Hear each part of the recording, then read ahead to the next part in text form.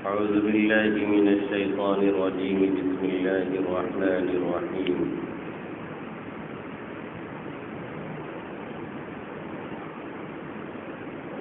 وإذا سألك عبادي عني فإني قريب أجيب دعوة الداعي إذا دعان فليستجيبوا لي وليؤمنوا بي لعلهم يرشدون.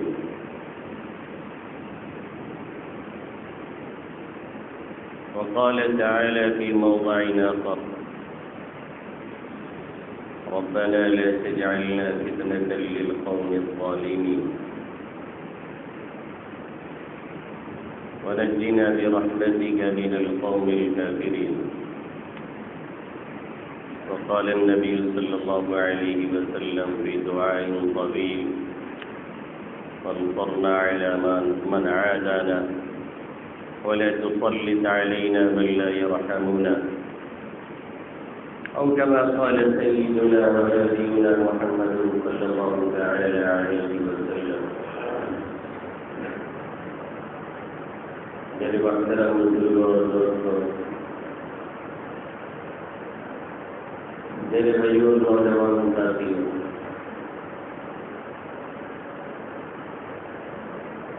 یہ ہمارے اور آپ کے اوپر اللہ کے حبیب صلی اللہ علیہ وسلم کا بے پایا لطف اور کرم اور احسان ہے کہ انہوں نے ہمیں اور آپ کو زندگی کے اندر مختلف حالات اور مختلف مواقع کے تعلق سے مختلف دعائیں بدلا کر کے ایک زبردست احسان فرمایا. ہم اور آپ کتنے محتاج، کتنے پریشان اور کتنے حالات میں گرے ہوئے ہوتے ہیں، اور کون کس حالت میں پھنسا ہوا اور گرا ہوا ہے، ہر کوئی جانتا ہے. لیکن اس حالت سے نکلنا، اس وقت اللہ سے کیا کہنا ہے، کس طریقے سے مانگنا ہے اور کس طریقے سے اللہ کو پکارنا ہے، یہ ہمیں اور آپ کو معلوم نہیں. یہ اگر سکھایا ہے تو اللہ کے حبیب صلی اللہ علیہ وسلم نے ہمیں اور آپ کو سکھایا اور اس کی تعلیم دی. اور زندگی کے ہر موڑ پر، زندگی کے ہر موقع پر اور ہر اتار اور چڑھاؤ پر ہمیں اور آپ کو دعائیں بتلائیں گی. یہ اور بات ہے کہ آج کے اس دور میں ہم سارے اسباب وسائل اور ذرائع اختیار کرتے ہیں، لیکن جو ایک مضبوط سبب ہے یعنی دعا، وہ ہم نہیں اختیار کرتے.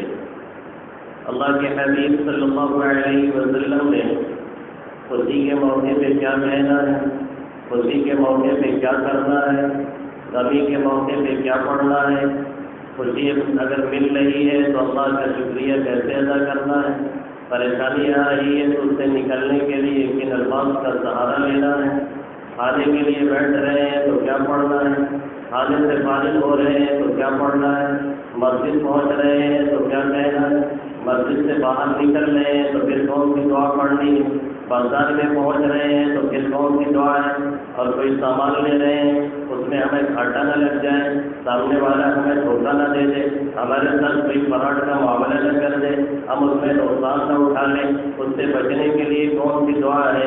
یا محمد صلی اللہ علیہ وسلم نے ہر موقع کے لیے ہمیں اور آپ کو بتلائی ہے. جاننے والے جانتے ہیں، پڑھنے والے پڑھتے ہیں، یاد کرنے والے یاد کرتے ہیں، استعمال کرنے والے موقع بموقع استعمال کر کے اس سے فائدہ اٹھاتے رہتے ہیں. یہ ایک ذریعہ ہے یہ ایک نقطۂ ایکٹیو ہے اللہ رب العزت کی طرف متوجہ ہونے کا۔ یا مدنی صلی اللہ علیہ وسلم نے مختلف مراحل پر، مختلف مواقع پر، مختلف اوقات کے اعتبار سے جو دعائیں بتلائی ہیں اس کے ذریعہ سے ہماری دنیا بھی سنورتی ہے، ہمارا دین بھی سنورتا ہے، اس کے ذریعہ سے اللہ سے تعلق بھی مضبوط ہوتا ہے، اس کے ذریعہ سے یاد آخرت بھی پیدا ہوتی ہے، اس کے ذریعہ سے دل دماغ پر جو غفلت کے پردے پڑ جاتے ہیں وہ بھی ہٹتے اور ظاہر ہوتے ہیں، اس کے ذریعہ سے نیک لوگوں کی صحبت میں اثر ہوتی ہے، اس کے ذریعہ سے اچھی سوچ پیدا ہوتی ہے، اس کے ذریعہ سے دل دماغ صحیح طور سے دھڑکن میں رہتے ہیں، اس کے ذریعہ سے ہمارے دل دماغ بہکتے نہیں ہیں اور غلط روپ پہ چلتے نہیں ہیں۔ یہ ذکر اللہ کا فائدہ ہوا کرتا ہے، اور کسی بھی چیز کی کثرت کا حکم کہیں پر نہیں دیا گیا ہے، اگر دیا گیا ہے تو ذکر اللہ کی کثرت کا حکم دیا گیا۔ قرآن مقدس میں اللہ رب العزت نے جا بجا فرمایا ہے، یا ایھا الذین آمنوا اذکروا اللہ ذکرا کثیرا، یا ایھا الذین آمنوا اذکروا اللہ ذکرا کثیرا۔ کہیں اللہ فرماتا ہے واذکروا اللہ کثیرا لعلکم تفلحون۔ ہر جگہ کثرت کا لفظ لگا ہوا ہے، زیادہ سے زیادہ اللہ کو یاد کرو، زیادہ سے زیادہ اللہ کا ذکر کرو، زیادہ سے زیادہ ان کی بڑائی بیان کرو، زیادہ سے زیادہ ان کی کبریائی بیان کرو۔ خود اللہ کے حبیب صلی اللہ علیہ وسلم سے جب ایک صحابی پوچھتے ہیں اے اللہ کے حبیب صلی اللہ علیہ وسلم شرائع اسلام بہت ہو گئے، نفلی کام بہت بتا دیے گئے، اس طرح کی چیزیں بہت سی ہیں، ہر ایک کو آسانی سے انجام نہیں دیا جا سکتا ہے، تو پھر ہم اس کے بعد کوئی ایسا آسان عمل بتایا جائے جسے لے کر کے ہم آگے بڑھتے رہیں اور ہمارا کام چلتا رہے۔ اللہ کے حبیب صلی اللہ علیہ وسلم نے کیا فرمایا، لا يزال لسانك رطبا من ذکر اللہ تعالی، تمہاری زبان کو اللہ کے ذکر سے تر رہنا چاہیے، ہر وقت اللہ کا ذکر کرنا چاہیے۔ موقع بموقع جو دعائیں منقول ہیں وہ جب بار بار پڑھی جائیں گی، جب بار بار استغفار کیا جائے گا، جب بار بار اللہ کا شکریہ ادا کیا جائے گا، جب بار بار مصیبتوں میں اللہ سے مدد چاہی جائے گی، جب بار بار حالات کے بدلنے میں اللہ کو یاد کیا جائے گا، تو ذکر اللہ کا ایک سلسلہ چلتا رہے گا، اللہ سے تعلق مضبوط ہوتا رہے گا، اور دین اور دنیا کی بھلائی ہمیں اور آپ کو ملتی رہے گی۔ یہ فرمایا اللہ کے حبیب صلی اللہ علیہ وسلم نے، لا يزال لسانك رطبا من ذکر اللہ تعالی۔ کوئی سوچ نہیں سکتا ہے، ظاہر ہے کوئی صاحب ایمان اس طرف جا بھی نہیں سکتا ہے کہ اللہ کے حبیب صلی اللہ علیہ وسلم جو یہ دروس سکھلا رہے ہیں، جو یہ دعائیں سکھلا رہے ہیں، جو یہ اذکار سکھلا رہے ہیں، اس میں کوئی اللہ کا فائدہ ہے؟ نعوذ باللہ ایسا کچھ بھی نہیں ہے۔ اللہ کو مل کر کے یاد کرنے والے اگر ایک ارب نہیں، ایک کھرب نہیں، پوری دنیا کے لوگ مل کر کے اس کے سامنے ہر وقت سجدے میں رہیں، ہر وقت رکوع میں رہیں، ہر وقت تسبیح اور تحلیل کرتے رہیں، ہر وقت سبحان اللہ اور الا اللہ کرتے رہیں، پھر بھی اس کی عظمت میں کوئی اضافہ ہونے والا نہیں ہے۔ اور اگر پوری دنیا کے لوگ مل کر کے بغاوت میں اتر آئے، ایک بھی اس کا نام لینے والا نہ رہے، ایک بھی اس کا سجدہ کرنے والا نہ رہے، ایک بھی سبحان اللہ الا اللہ کہنے والا نہ رہے، کوئی بھی اسے پکارنے والا نہ رہے، تو بھی وہ اسی شان کا مالک ہے، اس کی شان رفعت پہ کوئی فرق پڑنے والا نہیں۔ کسی کو سر اقبال کہتے ہیں، یہ نغمہ یہ فصل گل و لالا کا نہیں پابند، یہ نغمہ یہ فصل گل و لالا کا نہیں پابند، بہار ہو کی خزاں لا الہ الا اللہ، وہ تب بھی لا الہ الا اللہ ہے جب اس کے چاہنے اور ماننے والے عربوں کی تعداد میں ہیں، اس وقت بھی وہ لا الہ الا اللہ تھا جب محمد عربی صلی اللہ علیہ وسلم مکہ کی گلیوں میں اکیلے ٹہل ٹہل کے تبلیغ کر رہے تھے، دوسرا کوئی نہیں مل رہا تھا۔ آج بھی وہ لا الہ الا اللہ ہے جب لاکھوں نہیں، کروڑوں نہیں، اربوں لوگ اسے کہتے ہیں لا الہ الا اللہ، کل بھی وہ لا الہ الا اللہ ہوگا جبکہ اس کا نام لینے والا اس روئے زمین میں کوئی نہیں رہ جائے گا۔ اللہ پوری دنیا کو تہز نہز کر کے پھر ختم کرے گا۔ یہ نغمہ یہ فصل گلو لالا کا نہیں پابند، بہار ہو کی خزاں لا الہ الا اللہ۔ تو اللہ کے حبیب صلی اللہ علیہ وسلم نے ہمیں اور آپ کو سکھلایا، ہمیں اور آپ کو بتلایا، موقع بموقع اس کی تعلیم دی، بار بار اس طرف متوجہ کیا اور یہ بتلایا کہ فلاں موقع پہ یہ پڑھنا ہے، فلاں موقع پہ یہ پڑھنا ہے، فلاں موقع پہ اس دعا کا پڑھنا ہے، فلاں موقع پہ یہ الفاظ استعمال کرنا ہے۔ ہمیں اور آپ کو معلوم نہیں، ہم سیکھتے نہیں، ہم اس طرف آتے نہیں، ہم اس طرف متوجہ ہوتے نہیں، ہم ان دعاؤں کا سہارا لیتے نہیں، ہم ان دعاؤں کے ذریعہ سے اپنی پریشانیوں کا مداوت چاہتے نہیں، ہم ان دعاؤں کے ذریعہ سے اپنی پریشانیوں کا حل تلاش کرتے نہیں، ہم ان دعاؤں کا سہارا لے کر کے اپنے دل دماغ کی غلط سمت چلنے والی دھڑکنوں کو روکنے کی کوشش نہیں کرتے۔ جب یہ بندہ کرتا ہے، جب بندہ ان دعاؤں کا سہارا لیتا ہے، اللہ سے تعلق بھی مضبوط ہوتا ہے، اچھے لوگوں کی مجلس بھی اسے میسر ہوتی ہے، اور اگر زیادہ خدا سے غفلت کا شکار ہوتا ہے، اللہ سے دوری کا شکار ہوتا ہے، اللہ کا ذکر نہیں کرتا ہے، سب سے پہلی مار یہ پڑتی ہے، سب سے پہلی مار اس شخص میں یہ پڑتی ہے کہ اس کی صحبت خراب کر دی جاتی ہے، علماء کی صحبت نہیں میسر ہوتی، نیکوں کی صحبت نہیں میسر ہوتی، اچھی مجلسوں سے دل دماغ اکسانے لگتا ہے اور انسان دور بھاگنے لگتا ہے۔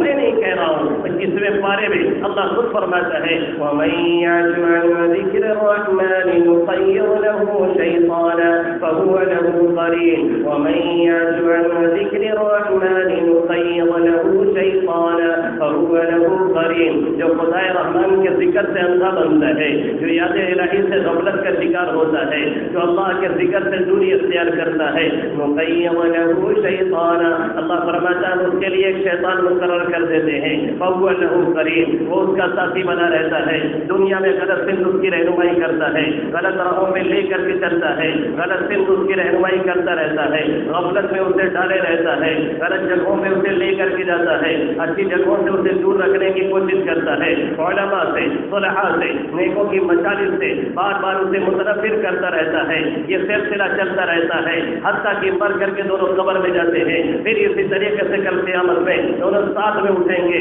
اور دونوں کو جہنم میں ڈالا جائے گا۔ پھر یہ کہے گا کاش کہ اس کے اور ہمارے درمیان کافی دوری رہی ہوتی، اس نے تو ہمیں برباد کر دیا، اس نے تو ہمیں تباہ کر دیا، اس نے تو ہمیں ہلاک کر دیا۔ تو یاد خدا سے غفلت، یاد خدا سے دوری سب سے پہلی مار یہ پڑتی ہے کہ انسان کی صحبت خراب کر دی جاتی ہے، اسے اچھا ہم نصیب نہیں ملتا۔ وَمَن يَعْشُ عَن ذِكْرِ الرَّحْمَنِ نُقَيِّضْ لَهُ شَيْطَانًا فَهُوَ لَهُ قَرِينٌ۔ پھر یاد خدا سے غفلت کا نتیجہ یہ نکلتا ہے کہ انسان جرائم پہ جرائم کرتا ہے، انسان کرائم پہ کرائم کرتا ہے، انسان غلطیوں پہ غلطی کرتا ہے۔ کیوں؟ اس لیے کہ اللہ کا خوف نہیں ہے، اس کی طرف توجہ نہیں ہے، استحضار نہیں ہے، رب حقیقی کی جو پکڑ ہے اس کے بارے میں کوئی خوف نہیں ہے، دل دماغ اس سے متنفر ہو چکے ہیں، اس کو ماننے کے لیے تیار نہیں ہے، پھر اب جرم پہ جرم ہو رہا ہے۔ اسی لیے اللہ نبی صلی اللہ علیہ وسلم نے فرمایا لا یزنی الزانی حین یزنی وهو مؤمن ولا یسرق السارق حین یسرق وهو مؤمن۔ کوئی زنا کرنے والا جب زنا کرتا ہے تو مومن نہیں رہ جاتا ہے۔ کیا مطلب ہے؟ یعنی وہ استحضار جو دل دماغ میں اسے ہونا چاہیے اور یہ سمجھنا چاہیے کہ میرا اللہ دیکھ رہا ہے، وہ استحضار نہیں، غفلت کا شکار ہو جاتا ہے، جس کی وجہ سے یہ برائی کا ارتکاب کرتا ہے، چوری کرتا ہے تو ایمان نہیں رہ جاتا ہے۔ کیا مطلب بنتا ہے؟ یعنی اس حال میں کہ وہ غفلت میں چلا جایا کرتا ہے، اللہ رب العزت کی طرف دھیان اور توجہ نہیں ہوتا ہے، جس کی وجہ سے یہ گناہی حرکت کرتا ہے۔ جب یہ غفلت کے پردے پڑتے ہیں تب تباہی لے کر کے آتے ہیں۔ جب آدمی غفلت سے نکلتا ہے تو پھر تباہیوں سے نکل آیا کرتا ہے۔ اللہ کے حبیب صلی اللہ علیہ وسلم نے یہ دعائیں ہمیں اور آپ کو سکھلائی، مختلف مواقع سے، مختلف مراحل سے یہ دعائیں ہمیں اور آپ کو بتلائی گئی، اور یہ خود نہیں کہی آتا ہے بلکہ یہ الہامی دعائیں ہیں۔ اللہ مدنی صلی اللہ علیہ وسلم کے دل و دماغ پر اللہ رب العزت نے القا فرمایا، اللہ رب العزت نے آپ کے دل و دماغ میں یہ بات ڈالی۔ اللہ مدنی صلی اللہ علیہ وسلم نے ہمیں اور آپ کو سکھلایا یہ درخواست جو فارم ہوتے ہیں پر کر کے دینے کے، کہیں سے ہم جاتے ہیں کوئی اپلائی کرنے کے لیے، کوئی درخواست کرنے کے لیے، وہاں سے بنائے ہوئے ایک مضمون ملتا ہے۔ جیسے آپ لوگ پڑھنے کے لیے جب آتے ہیں اپنا فارم بھرتے ہیں، اس میں آپ کو مضمون بنانا نہیں ہوتا ہے، پورا بنایا ملتا ہے، صرف اپنی دستخط کرنی ہوتی ہے، اپلائی کرنی ہوتی ہے۔ ہم یہاں رہنا چاہتے ہیں، ہم اس قوانین کی پابندی کرنا چاہتے ہیں، درخواست کو قبول کرنے والا پورا مضمون بنا کے دیتا ہے تاکہ درخواست دہندہ کو، درخواست دینے والے کو کسی طرح کی کوئی پریشانی نہ ہو سکے اور آسانی سے اس کا کام چل جائے۔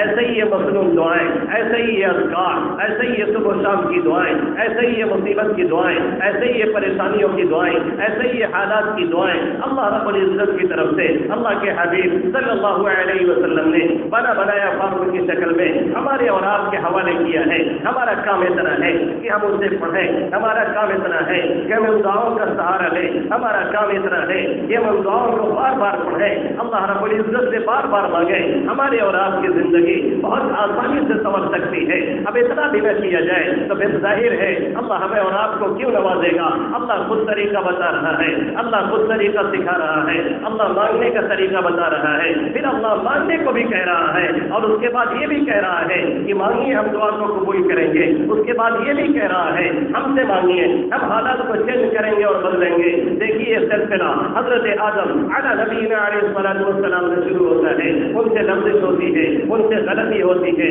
گندم کھاتے ہیں، کپڑے اترنے لگتے ہیں، اللہ کی طرف متوجہ ہوتے ہیں. اللہ فرماتا ہے فَتَلَقَّىٰ آدَمُ مِن رَّبِّهِ كَلِمَاتٍ فَتَابَ عَلَيْهِ إِنَّهُ هُوَ التَّوَّابُ الرَّحِيمُ. حضرت آدم اللہ سے کچھ کلمات سیکھتے ہیں اور اس کے بعد پھر سیکھنے کے بعد اللہ بتاتا ہے اس طرح مانگنا ہے، اللہ بتاتا ہے ہم سے مانگنا ہے، اللہ بتاتا ہے ہم توبہ قبول کرنے والے ہیں. پھر حضرت آدم فرماتے ہیں ربنا ظلمنا انفسنا وان لم تغفر لنا وترحمنا لنكونن من الخاسرين. اے میرے مولا ہم نے اپنی جانوں پر ظلم کر لیا ہے. ربنا ظلمنا انفسنا وان لم تغفر لنا وترحمنا. اگر آپ رحم نہیں کرتے، اگر آپ مغفرت نہیں کرتے ہیں ہم خسارے میں پڑ جائیں گے. اللہ ان کی دعا قبول کرتا ہے. ایسے اللہ کے حبیب صلی اللہ علیہ وسلم کے واسطے سے ہمیں اور آپ کو مختلف مراحل میں، مختلف ٹائم میں، مختلف اوقات کے لیے دعائیں عطا کی گئی ہیں. مشکل یہ ہے ہم سیکھتے نہیں، مشکل یہ ہے ہم یاد رکھتے نہیں. اچھے اچھے لوگوں کو دیکھتا ہوں میسج فارورڈ کرنا جانتے ہیں، ایک آرٹیکل لکھ کے آتا ہے، ایک پڑھتا بھی نہیں ہے، اٹھا کے آگے بھیجتا ہے. الیکشن کے تعلق سے بڑا اچھا کسی نے لکھا ہے، لیکن بھیجنے والا ایک مرتبہ پڑھتا نہیں ہے، اس کے اوپر ورق پہ لکھا رہتا ہے، بہت عمدہ مضمون ہے، وہ اٹھا کے آگے چھٹکتا ہے. اس کے بعد آگے والے کو ملتا ہے، وہ اٹھا کر کے شمیم کو بھیجتا ہے، بہت اچھا مضمون ہے، اس کو پتہ نہیں ہے اس میں لکھا کیا گیا ہے. لمبی چوڑی تقریریں ہیں، لمبے چوڑے مضامین ہیں، بار بار شیئر کیے جا رہے ہیں، بار بار شیئر کیے جا رہے ہیں. یہ شیئر کا شیئر اتنا چل رہا ہے کہ لگتا ہے شیئر بھی اب بوجھل ہو چکا ہے اور وہ بھی ڈھڑکنے کو ہے. صورت حال یہ بنی ہوئی ہے کوئی ایک بار استغفر اللہ کہنے کے لیے تیار نہیں، کوئی ایک بار حسبی اللہ ونعم الوکیل کہنے کے لیے تیار نہیں، کوئی ایک بار اللہ کے سامنے سجدہ ریز ہو کر کے ان ظالموں سے، ان درندوں سے، ان قاتلوں سے معافی مانگنے کے لیے اور نکلنے کے لیے تیار نہیں. اللہ سے فریادی کوئی بنتا نہیں ہے. اللہ کے حبیب صلی اللہ علیہ وسلم نے ہمیں اور آپ کو یہ طریقہ نہیں سکھلایا. جب غزوہ احد سے اپنا مدنی صلی اللہ علیہ وسلم نکل رہے ہیں اور واپس آ رہے ہیں، زخم خوردہ ہے، کفار کے حوصلے بلند ہیں، کفار تھوڑی دور جاتے ہیں، اس کے بعد ان کو سمجھ میں آتا ہے کہ اسی حال میں پلٹ کے حملہ کرنا چاہیے اور ان کو صفحہ ہستی سے مٹا کر کے ختم کر دینا چاہیے. وہ پلٹنا چاہتے ہیں لیکن مومنین کا روح ان کے دل و دماغ میں ڈالا جاتا ہے. سب واپس جاتے ہیں. جاتے جاتے راستے میں ابو سفیان ایک شخص سے کہتا ہے کہ جا کے کہہ دینا کہ ہم چڑھائی کرنے کے لیے آ رہے ہیں اور آ کر کے تباہ کر دیں گے. اللہ مدنی صلی اللہ علیہ وسلم کو علم ہوتا ہے.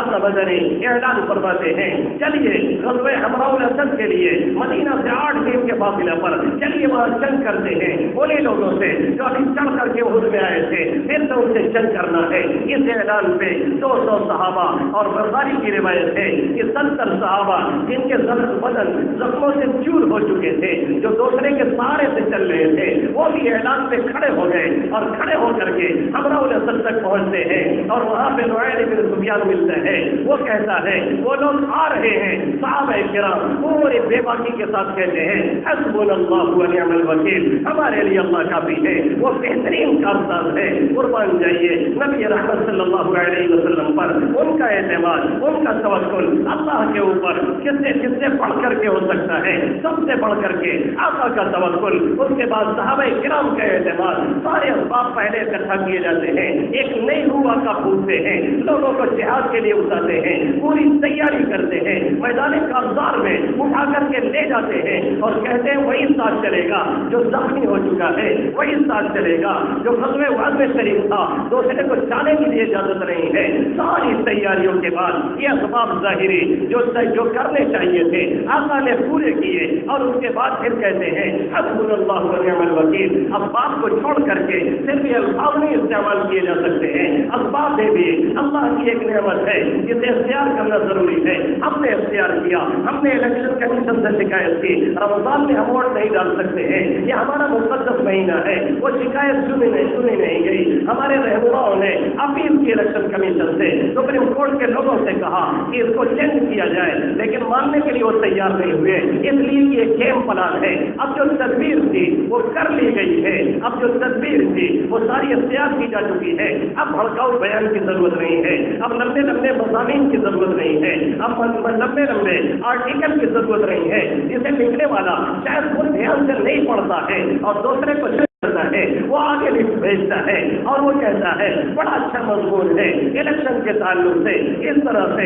اور ہمارے قائدین, ہمارے رہنما, یہ چھوٹا وہ بڑی بات ہوگی لیکن کہے بغیر نہیں رہ سکتا ہوں. ان سے اس موقع پہ جب انٹرویو لیا جاتا ہے تو بجائے کہ ملک کی سالمیت کی بات کریں, وہ بجائے کہ یہ کہنے پہ آئے کہ ملک خطرے میں ہے, وہ بجائے کہ یہ کہنے پہ آئے اس وقت ظالمین سے ملک کو نجات دلانی چاہیے, وہ سیدھے یوگی اور مودی کا نام لیتے ہیں, جس کی وجہ سے ہمارا تو فائدہ نہیں ہوتا, ہاں غیروں کا فائدہ ہوتا ہے. وہی ویڈیو سنا کر کے, وہی آئیڈیو سنا کر کے وہ اپنے کو متحد کرتے ہیں اور بتاتے ہیں کہ مسلمان اگر کسی سے ڈرتا ہے, کسی سے دبتا ہے, تو انہی لوگوں سے دبتا اور ڈرتا ہے.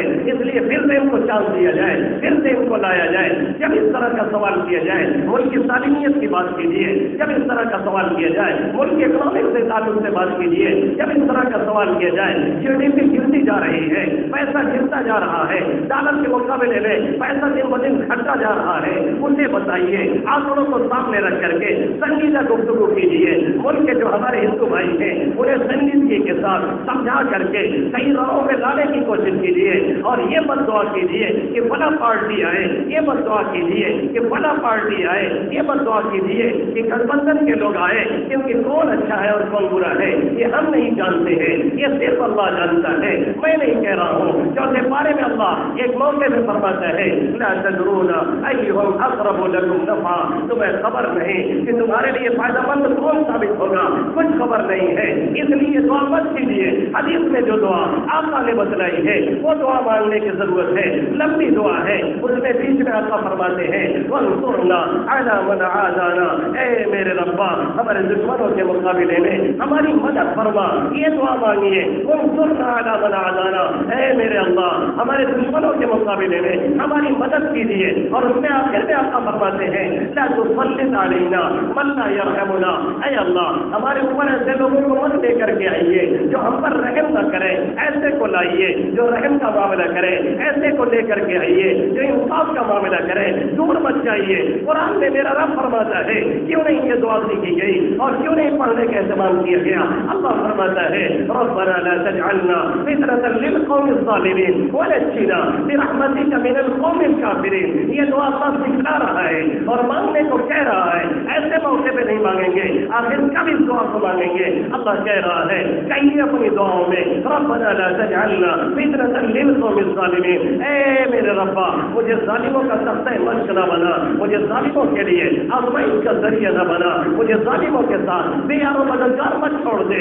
ربنا لا تجعلنا فتنة للقوم الظالمين ونجنا برحمتك من القوم الكافرين. اے میرے ربا تو کافر قوموں سے ہمیں نجات عطا فرما.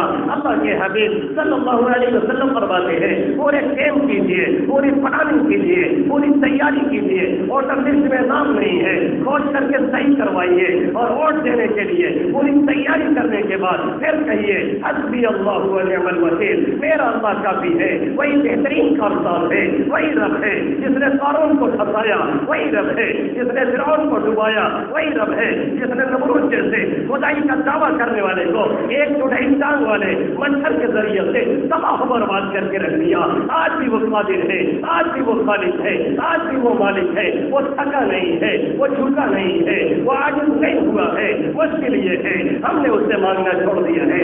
دفتر بڑے لمبے لمبے ہیں, میٹنگیں بڑی لمبی لمبی ہیں. چائے کے چکوں پہ جا کر کے ایک چالو پڑی چائے لے کر کے ایک حکومت بنائی جا رہی ہے, ایک حکومت گرائی جا رہی ہے. لیکن دعاؤں کا اہتمام نہیں. پڑھیے انصرنا علی من عادانا، اے اللہ ہمارے مقابلے میں جو ہمارے دشمن ہیں ان کی ہماری مدد فرما، ہماری مدد فرما. ہمارے دشمنوں کے مقابلے میں ایسے لوگوں کو نہ لے کر کے آ جو ہم پر رحم نہ کریں، ایسے کو لے کر کے آ جو ہمارے ساتھ رحم کا معاملہ کرے، مسلمانوں کے لیے خصوصاً، ملک قوم کے لیے عموماً اچھائی کا معاملہ کرے. اے اللہ ظالموں کے لیے سب سے مشکلہ بنا، کافروں سے ہمیں نجات عطا فرما. ہمارے لیے بہترین کاغذات میرا رب حقیقی ہے، دوسرا کوئی نہیں ہے. پوری دنیا سے امید لگائی جا رہی ہے، سپا فرقہ سے امید لگائی جا رہی ہے، کانگریس سے امید لگائی جا رہی ہے، بکاؤ لوگوں سے امید لگائی جا رہی ہے. اگر امید نہیں ہے تو اپنے رب حقیقی سے نہیں ہے. اسی کا نام تو کفر ہے، اور کفر کس چیز کا نام ہے؟ اس لیے سب سے امید چھوڑ کر کے آئیے پلٹ کر کے اپنے رب سے امید لگایا جائے اور کہے اے اللہ ہمارے دشمنوں کے مقابلے میں ہماری مدد فرما، ظالموں کا ہمیں سب سے مشق نہ بنا، کافر قوموں سے ہمیں نجات عطا فرما. اے اللہ تو بہترین کارساز ہے، ہمارے لیے تو کافی ہو جا. یہ رمضان کا مہینے میں انشاءاللہ گنتی ہوگی، اس میں شیطانوں کو پکڑ کر کے اللہ پاس کر کے دریا میں پھینکوا دیا کرتا ہے. ان شیطانوں کو بھی میرا رب انشاءاللہ تعالی رمضان میں اٹھا کر کے پار کرے گا، مجھے پورا یقین ہے. اگر ہم ایسا کرنے کے لیے تیار ہیں اللہ ان چند باتوں پہ ہمیں بھی عمل کرنے کی توفیق نصیب فرمائے اور آپ سبھی حضرات کو آمین یا رب العالمین. وما علینا الا البلاغ المبین.